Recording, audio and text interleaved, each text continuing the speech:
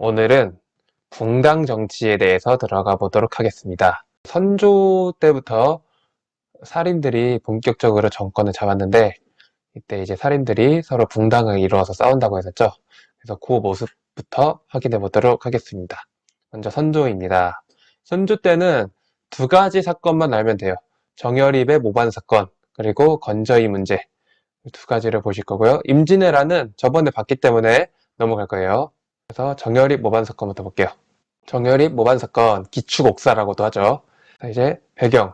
정여립이라는 사람이 서인 출신이었는데 서인을 버리고 동인에 가담했다. 그래서 동인에 가담해서 서인에서 제일 존경하는 막 이율국 같은 사람도 디스하고 이런 식으로 하니까 서인들이 굉장히 정여립을 안 좋아했죠. 근데 이제 정여립이 마침 뭐 천하 공물론 뭐 안 중요하고 대동계를 조직해서 자기 집 앞에서 군사훈련 같은 거 하고 있었어. 국방을 대비하기 위해서. 그런 명목으로 이제 하고 있었는데, 서인들이 이제 요거를 핑계로 정여립이 반란을 일으키려고 군사훈련을 하고 있습니다. 전하. 이런 식으로 해가지고 서인 정철의 모함으로 이제 정여립을 비롯한 동인들이 처벌을 받았다.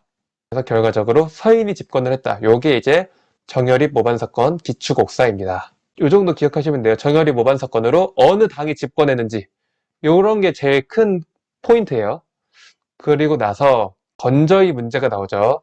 건저희 문제는 이제 서인 정철이 정여립 모반 사건 이후로 기세 등등해진 정철이 좌의정이었는데 그때 이제 영의정이었던 이산해랑 그리고 우의정이었던 유성룡을 모아서 아니, 선조가 아무리 광해군을 싫어해도 그렇지 지금 세자 책봉 빨리 해야 될 때 아니냐 이런 식으로 해서 우리가 정승 영의정 정승으로서 세자 책봉을 빨리 건의하자 뭐 이런 식으로 했다 했죠. 그래서 이제 가기로 했는데 이산해는 그날 하필 병을 핑계로 조정에 나가지 않고 정철이랑 유성룡이 이제 나갔는데 정철이 먼저 전하 광해군을 세자 책봉하셔야 됩니다 이런 식으로 했다가 선조가 완전 화가 난 거야. 그래서 이제 정철이 이제 그때 약속했었던 유성룡한테 눈짓을 했죠. 야 빨리 말해. 그랬더니 광해군은 이러면서 먼 산만 보고 있었다. 이 사건으로 서인 출신 정철이 유배를 가고 결과적으로 동인들이 집권을 하는 계기가 되었다. 동인은 한번 서인한테 당했잖아요. 정열이 모반 사건 때. 그래서 서인은 어떻게 할 것인지를 두고 북인과 남인으로 갈렸어요. 이제 북인은 강경파인데 서인을 확실하게 조져야 됩니다. 다시는 일어나지 못하게. 여기 북인.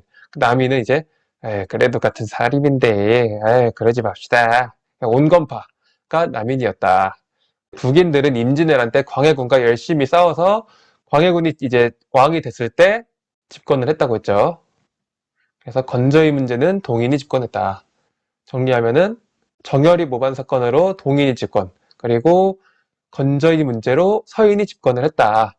그 상태로 이제 임진왜란이 터지고 광해군과 함께 활동했던 북인들이 집권을 한다. 그죠? 그리고 광해군은 대동강을 기억하면 돼요. 대동강. 대동법, 동의무감, 강홍립의 중립외교. 그래서 대동강. 요거를 기억하시면 됩니다. 북인의 집권부터 볼게요.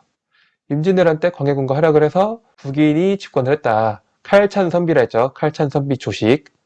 광해군과 항쟁을 했다. 그래서 북인이 집권을 하고. 그리고 대동법. 대동법은 경제 때 볼 건데 그냥 지금 볼게요. 박납했었죠. 대신 납부하는 것 때문에 백성들이 너무 힘들어했다. 아이 우리 동네 특산물이 너무 비싸요 이러면서 박납의 폐단이 심했죠. 상인들과 관리들의 결탁으로 인해 박납이 심해서 이제 모든 세금을 특산물로 걷지 말고 다 쌀로 걷어라. 그랬더니 이제 왜 쌀밥밖에 없냐 했더니 네가 쌀로 걷으라며 광해군 이 자식아 속으로. 그러니까 이제 그러면은 이제 공인이라는 상인을 데려와서 국가에서 이 쌀을 준 다음에 필요한 특산물을 사오게 시키는 거예요. 그래서 이 공인들이 도매업을 하면서 독점적 도구로 성장을 하죠. 나중에 볼 거예요. 아무튼 공인이라는 상인이 등장했다. 요게 중요해요. 대동법은 키워드로 나옵니다. 그래서 경제 때 한번 볼 거예요. 다시 박납의 폐단이 원인이 돼서 그래 특산물로 걷는 게 문제가 된다. 그럼 쌀로 걷어라. 쌀로 걷었다. 그래서 공인이 등장했다. 그래서 이원익의 건의로 대동법을 실시하고 대동법이 확대되는데 영향을 끼친 김육, 그쵸? 그런 사람들이 있었다. 그리고 동의보감. 이 동의보감은 이제 임진왜란 때 우리가 많은 이제 사상자랑 부상자들이 생겼겠죠. 아픈 사람들이 많아지니까 일반적으로 주변에서 찾을 수 있는 약초로 약재를 지을 수 있는 방법 이런 것들이 써 있고 동의보감의 제일 좋은 점은 부위별로 써 있기 때문에 빠르게 찾아서 볼 수 있었다. 아파 죽겠는데 뭘 찾고 있어요. 시간이 없잖아요.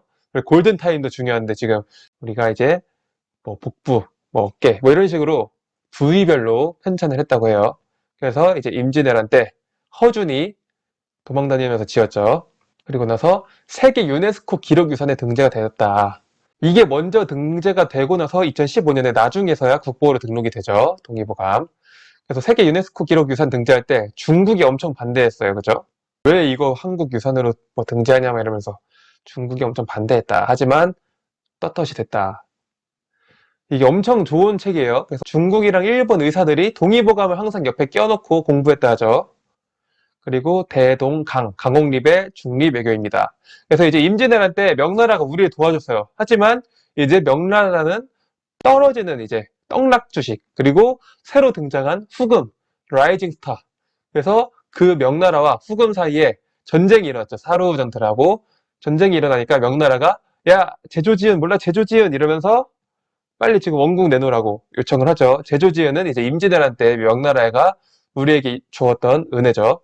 그래서 이제 어떻게 할까 이제 고민을 하죠. 명나라는 우리 아버지 국가고 사대한 국가인데 어찌 은혜를 저버릴 수 있습니까? 제조지은 모릅니까? 임진왜란 때 누가 덕에 막았으니까 명나라가 도와주지 않았습니까? 하는 이제 의리파, 사대파. 그리고 지금 후금은 너무 강력합니다. 명나라를 지금 도우면은 나중에 우리한테 후환이 들었습니다. 이런 이제 실리파가 있었죠. 근데 확실히 명나라를 돕자는 의견이 많았지만 이제 광해군이 강옥립을 파견을 해서 명나라를 도와주는 것처럼 갔다가 후금을 만나자마자 바로 후금에 항복을 해라. 광해군이 미리 강옥립한테 몰래 편지 같은 걸 주죠. 그럼 우리가 명나라 그것 때문에 어쩔 수 없이 왔는데 사실 후금 더 좋아해요 형님. 이러면서 이렇게 하니까 후금 애들이 이제 만족을 하면서 광해군 때는 별다른 후금의 공격 없이 잘 지낼 수 있었다. 그래서 결과적으로 양쪽 모두의 명분을 얻은 게 강옥립의 중립 외교입니다. 강옥립의 중립 외교 위주로 보시면 돼요. 대동강, 강옥립. 기타. 경희궁 건립. 경희궁이 이제 5대 궁궐 중에 하나죠. 근데 자음이 똑같아. 광해군, 경희궁, 끝. 그리고 창덕궁을 중건했다. 그래서 세계 유네스코 기록유산이 되었죠. 그리고 뭐 소실된 사고 이런 것들을 정비했다. 이거는 조선왕조실록 말하는 거죠. 별로 중요하진 않고 요게 더 중요해요. 북인 그리고 대동강 요게 중요하다. 광해군. 그죠?